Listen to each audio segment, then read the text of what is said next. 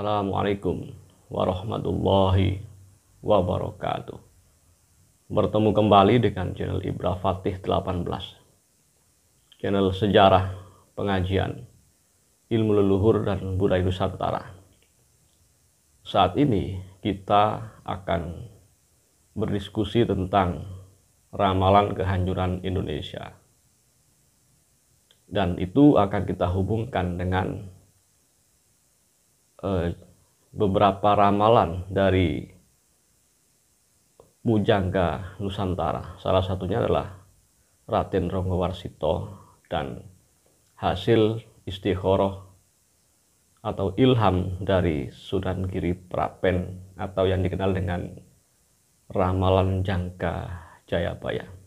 Ramalan Jayabaya atau Jangka Jayabaya. Setidaknya Indonesia ini sudah 5 kali diramalkan akan bubar. Mereka adalah para futurolog atau orang-orang yang mendalami ilmu tentang prediksi masa depan, terutama dari Amerika. Ada beberapa tokoh futurolog dari Amerika yang pernah meramalkan Indonesia ini akan bubar, dan tidak tanggung-tanggung Indonesia pernah diramalkan bubar 4 kali oleh mereka. Dan ada juga tokoh nasionalis kita yang meramalkan Indonesia akan bubar pada tahun 2030, tapi hal ini sebagai sindiran dan untuk menggugah nasionalisme. Salah seorang dari futurolog Amerika yang pernah meramalkan kehancuran Indonesia adalah George Friedman dan Samuel P. Huntington. Kedua futurolog ini 4 kali meramalkan kehancuran Indonesia. Yang pertama, Indonesia pernah diramalkan akan bubar pada tahun 1998.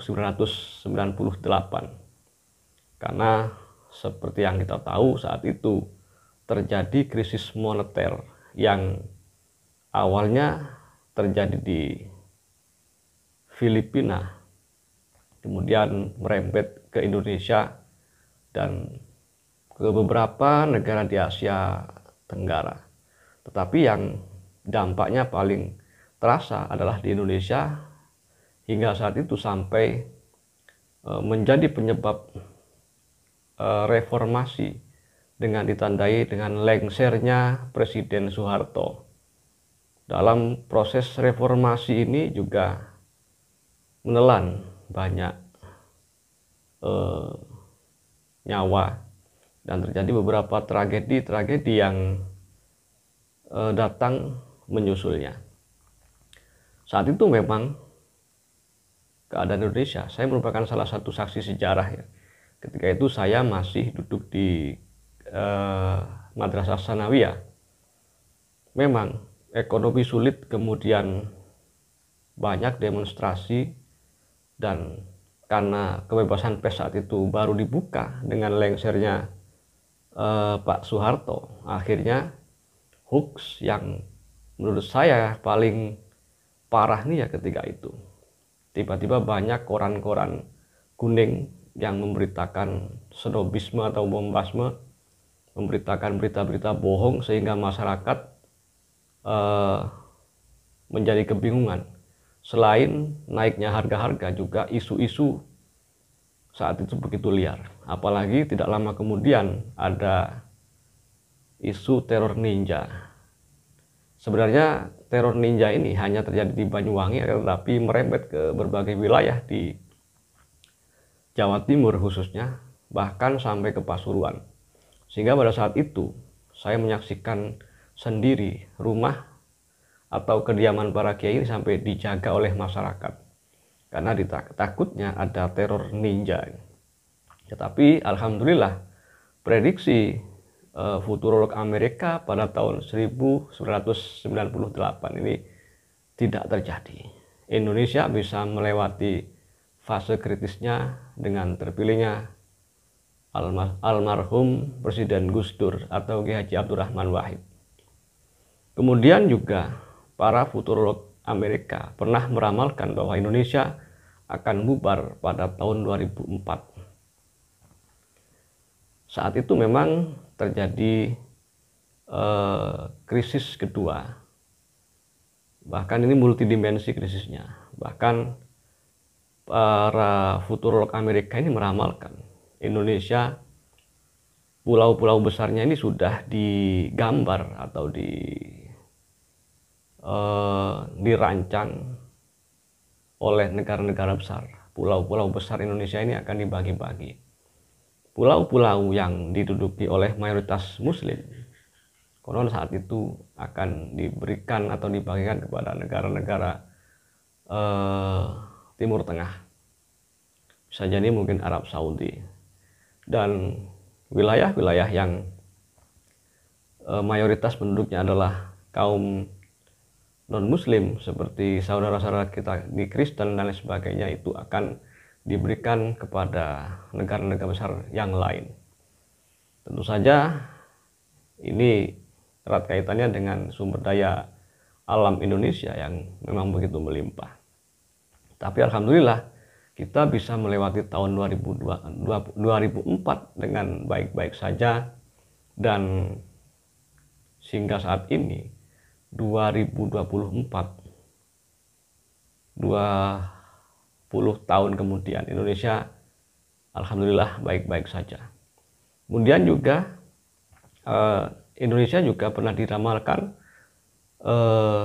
bubar pada tahun 2018. Karena saat itu memasuki Pilpres atau pemilihan presiden di tahun 2019, di mana saat itu politik identitas, politik yang menyangkut pautan agama, yang dimotori oleh organisasi atau ormas-ormas radikal kanan memang begitu masif untuk melakukan provokasi-provokasi, sehingga para futurolog Amerika menyangka Indonesia akan menjadi seperti Suriah, Lebanon, dan Mesir saat itu. Alhamdulillah Indonesia baik-baik saja, meskipun hingga saat ini masih terjadi kubu antara kaum nasionalis, kaum santri, dan kaum intoleran atas nama agama dan atas nama apapun. Kemudian pada tahun 2018 ini diramalkan Indonesia akan menjadi beberapa negara bagian kecil-kecil. Dan memang para futurolog Amerika ini mungkin bercermin dari peristiwa lepasnya Timor Leste. Tetapi alhamdulillah hingga saat ini masih utuh. Kemudian juga ada ramalan dari futurolog Amerika yang mengatakan bahwa tahun 2020 Indonesia akan menjadi negara-negara kecil. Entah apa dasarnya sehingga mereka mengatakan seperti itu atau memprediksi seperti itu. Tapi alhamdulillah hingga saat ini kita baik-baik saja. Sebenarnya kehancuran Indonesia atau sebaliknya kebangkitan Indonesia, salah satunya kunci utamanya adalah kita sebagai rakyat Indonesia. Apabila nasionalisme kita begitu prima, maka provokasi dan sabotase-sabotase macam apapun insya Allah tidak akan bisa menggoyahkan NKRI. Karena kita yakin NKRI ini merupakan negara yang berkah, karena para founding fathers-nya adalah selain para wali juga para ulama, bahkan juga saudara-saudara kita yang lain dari berbagai agama dan kepercayaan saat itu juga ikut andil dalam mendirikan Indonesia. Tapi karena Indonesia ini mayoritas Muslim, tentu saja para founding fathers dari Indonesia ini memang mayoritas para ulama dan para wali. Terutama Indonesia merupakan warisan daripada Wali Songo. Kemudian juga Presiden kita tercinta Bapak Prabowo Subianto, kalau tidak salah ya, pernah mengatakan, memprediksi bahwa Indonesia, perlu dicatat ya, Indonesia bisa hancur, bisa bubar pada tahun 2030 kalau kebiasaan kita tetap seperti ini. Jadi bisa bubar kalau kebiasaan kita tetap seperti ini. Artinya nasionalisme kita tetap seperti saat ini, kemudian pragmatisme dan pembiaran terhadap kejahatan, baik berupa provokasi, hoax, adu domba, kemudian korupsi, jika itu tidak dibenahi, maka menurut Bapak Prabowo Subianto, bisa saja Indonesia akan hancur pada tahun 2030. Saya sepakat dengan itu. Dan ini pun merupakan sindiran terhadap kaum radikal, kaum intoleran saat itu. Dan ini juga termasuk salah satu sindiran buat kita, yang mana nasionalisme kita kadang-kadang perlu dipertanyakan. Masih banyak netizen-netizen yang suka sekali menghina bangsanya sendiri dengan mengatakan Konoha dan sebagainya. Apabila ada sebuah berita bagus dari luar negeri, maka akan ada saja komentator yang mengatakan kalau di Indonesia. Jadi selalu membandingkan negara luar dengan Indonesia. Jadi ada orang-orang yang masih saja memandang Indonesia dari kacamata yang negatif. Saya kira orang-orang seperti itu, selain nasionalismenya sangat rendah, mereka juga tidak bisa mensyukuri nikmat Allah berupa Indonesia. Karena Indonesia ini, apabila kita lihat dari kacamata positifnya, maka semua bangsa di dunia ini sebenarnya mengidam-idamkan bangsa yang seindah, setentram, dan sekaya Indonesia. Kalau menurut saya, orang-orang yang selalu menyepelekan Indonesia, orang-orang yang selalu menghina Indonesia, itu tidak layak untuk tinggal di Indonesia. Itu pendapat saya pribadi. Jika para pemirsa setuju, bisa berkomentar di kolom komentar. Kemudian, mungkin saking putus asanya para futurolog Amerika ini, yang sudah 4 kali meramalkan kehancuran Indonesia tetapi tidak terjadi, akhirnya mereka membuat sebuah kesimpulan bahwa Indonesia merupakan negara yang tidak bisa atau sulit ditebak. Jadi ini kalau di negara-negara lain mungkin apabila diadu domba dengan hoax bisa pecah. Kalau di negara lain mungkin kalau diterpa krisis ekonomi, maka akan terjadi naudzubillah seperti negara-negara yang telah bangkrut. Tapi Indonesia alhamdulillah, konon ini karena ada yang pertama, Indonesia adalah warisan para wali. Yang kedua, mayoritas rakyat Indonesia Muslim dan penganut Nahdlatul Ulama, di mana Nahdlatul Ulama ini seperti yang pernah dikatakan oleh salah satu mantan pejabat CIA, untuk menghancurkan Indonesia adalah harus dengan jalan menghancurkan Nahdlatul Ulama terlebih dahulu. Dengan demikian insya Allah selama Nahdlatul Ulama tetap berdiri kokoh dan tegak lurus dengan khitoh, insya Allah Indonesia tidak akan bubar. Nah, menurut Amerika sebenarnya Indonesia ini sangat berpotensi untuk terpecah belah.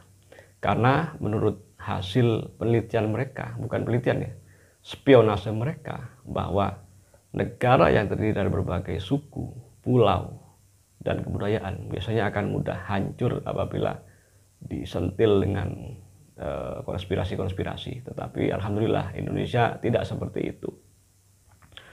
Kemudian diimporlah sekte-sekte yang seakan-akan berbau agamis tetapi sebenarnya memiliki agenda-agenda yang sangat tidak agamis. Ditiupkan isu-isu tentang politik atas nama agama, kemudian dikirim juga buzzer-buzzer untuk mengadu domba. Tetapi alhamdulillah kita tidak seperti Libya, Mesir, Suriah dan sebagainya. Saat ini yang terbaru, jika saya amati di media sosial, sepertinya ada yang menggelitik atau mengadu domba antara Islam dengan kejawen. Jadi orang-orang kejawen, entah asli kejawen atau tidak, itu seakan-akan menggugat Islam sebagai agama yang merampas penganut mereka. Saya kira itu bukan mereka kejawen ya, karena saya tahu orang-orang kejawen ini hanya mengurusi hubungan mereka dengan Tuhan dan dengan alam. Tidak pernah orang-orang kejawen ini mengusik orang lain.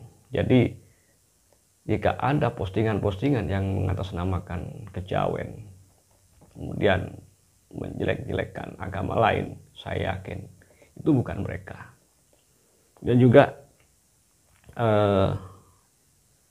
ada juga agen-agen barat yang disusupkan oleh Belanda saat itu, yaitu para imigran dari Timur Tengah yang saat ini alhamdulillah sudah mulai mendapatkan perlawanan dari masyarakat.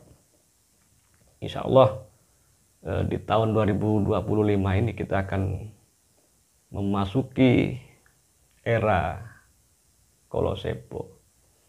Insya Allah mereka akan semakin tenggelam. Menurut orang-orang sepuh, orang-orang tua, ahli spiritualis kejawen dan kaum santri yang memiliki ilmu hikmah, insya Allah di tahun 2025 ini semuanya akan berbalik. Kita tahu bahwa Eropa mulai gonjang-ganjing dan bisa saja Amerika dan NATO akan terseret dengan perang Rusia, di mana Rusia ini sudah menjalin koalisi dengan Cina, Korut, Iran. Bisa saja akan terjadi sebuah peperangan yang begitu dahsyat. Kemudian Eropa akan mengalami stagnan, dan menurut Primbon serat kala tidak, bisa jadi Asia akan menjadi mercusuar dunia. Memang setiap peradaban ada awal dan akhirnya. Sepertinya Asia sudah akan mencapai kejayaannya. Banyak yang meyakini, para spiritualis, akan muncul 3 negara adik kuasa di Asia. Yang pertama adalah Indonesia, India, dan Cina. Jika kita lihat secara kasat mata, memang saat ini Cina sedang di atas awan, di atas angin. Tetapi menurut keyakinan para leluhur dan primbon dari Pangeran Rogowasito ini, insya Allah Indonesia akan memimpin. Tapi perlu dipertanyakan lagi, konon saat itu akan muncul Satrio Piningit. Ya semoga saja Satrio Piningit ini bukan Imam Mahdi. Sebab jika Imam Mahdi yang sudah muncul, maka itu pertanda bahwa kiamat sudah benar-benar dekat. Menurut ahli primbon juga, menurut ahli spiritual juga, Indonesia akan mengalami kebangkitan yang itu akan ditandai dengan yang pertama, akan ada kebangkitan spiritual secara massal di semua agama. Saat ini kita menyaksikan bagaimana anak-anak muda tiba-tiba kembali mendalami spiritualisme dari agama manapun. Banyak orang-orang urban atau orang kota yang tiba-tiba mengirimkan anaknya ke pesantren. Dan juga mungkin di agama-agama yang lain terjadi fenomena seperti itu. Terus yang kedua, insya Allah para pengkhianat negara akan dieliminasi oleh alam. Tentu saja ini atas izin Allah Subhanahu wa taala. Sebab tidak ada yang lebih sakti dari Allah Subhanahu wa taala. Kemudian juga adu domba di tengah masyarakat tidak akan laku. Karena masyarakat semakin cerdas, masyarakat semakin jernih, dan medsos akan membuka cakrawala pemikiran setiap orang yang itu dari secara massal, dan provokasi-provokasi murahan insya Allah tidak akan digubris. Kemudian juga ada yang meyakini bahwa Indonesia atau Nusantara ini akan ditata ulang secara alami. Jadi akan ada semacam restart Nusantara, baik alamnya, manusianya, pola pikirnya akan di restart untuk menyambut kejayaan Indonesia. Semoga seperti itu ya. Kemudian juga ras atau suku yang merasa paling unggul akan dipermalukan dan dihukum. Jadi ras apapun di Nusantara ini yang merasa paling unggul atau paling bijak atau lebih dari ras yang lain atau dari kebudayaan yang lain, kalau menurut keyakinan para ahli spiritualis, insya Allah akan dipermalukan. Jadi sebelum itu terjadi, marilah kita sama-sama introspeksi. Sebab semua suku bangsa di Nusantara ini sama-sama unggul. Tidak ada yang lebih unggul dari yang lain. Karena pasti ada kelebihan dan kelemahan di setiap suku, setiap peradaban, setiap kebudayaan. Jadi rasisme harus kita tinggalkan. Jika tidak, maka bisa jadi Allah akan mengeliminasi melalui fenomena alam. Dan juga kesadaran jati diri akan muncul secara massal di Indonesia. Ini memang seakan-akan bisa kita lacak dari fenomena gemarnya atau gandrungnya anak muda terhadap kebudayaan lokal. Salah satu contohnya adalah kebudayaan jaranan atau apa yang merot-merot itu, bantengan. Jadi di beberapa tahun terakhir ini tiba-tiba kebudayaan Nusantara seperti reog, bantengan, pencak silat itu tiba-tiba digandrungi oleh anak-anak muda. Jika pada masa saya remaja dulu anak-anak muda yang menggandrungi budaya seperti itu akan dianggap kuno, maka saat ini malah menjadi sebuah tren. Dan di sini saja saya secara pribadi meyakini Indonesia memang akan mengalami kesadaran terhadap jati dirinya secara massal. Dan ini tidak boleh kita kait-kaitkan dengan misalnya rasis terhadap sebuah agama atau sebuah kebudayaan, karena setiap peradaban itu pasti memiliki nilai lebih dan kekurangan. Jadi tidak usah kita membanding-bandingkan apalagi menjelek-jelekan peradaban yang lain, karena semua peradaban itu lahir dari sebuah pemikiran, sebuah penalaran yang jernih selama berpuluh-puluh tahun bahkan berabad-abad dan tidak terbangun secara serta-merta. Oleh karena itu setiap peradaban apapun pasti memiliki kelebihannya masing-masing. Bangsa yang maju adalah bangsa yang bisa menerima peradaban dari manapun. Dan bangsa yang picik adalah bangsa yang merasa peradabannya sendirilah yang paling baik. Kemudian juga akan insya Allah akan ada fenomena kesadaran massal untuk menuntut ilmu.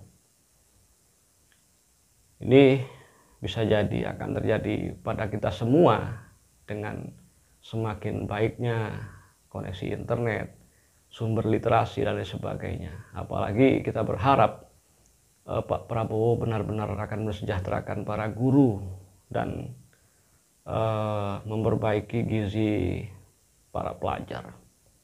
Oleh karena itu, agar Indonesia tidak bubar, mari kita lawan narasi-narasi dari siapapun, bahkan dari mereka yang mengaku sebagai rakyat Indonesia tetapi menghalang-halangi atau mengembosi nasionalisme kita, harus kita lawan.